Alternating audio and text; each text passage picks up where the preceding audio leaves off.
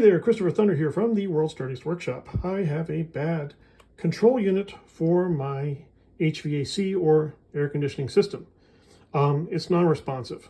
So the first thing I did was I just pulled it off the wall and tilted a little bit and wiggled to get it away from the base plate. Now, on the back side of this, there's a couple of batteries.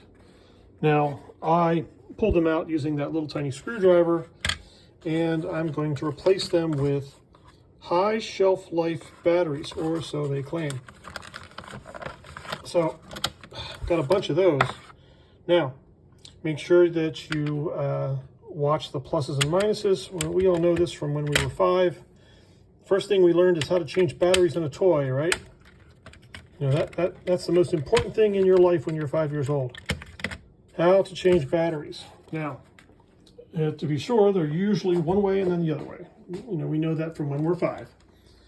Oh, look at that. And it's working again. Okay, so we're just going to line it up with the tabs on the wall, and you're going to listen for the pop and the snap. And you just want to make sure you can't knock it off the wall again.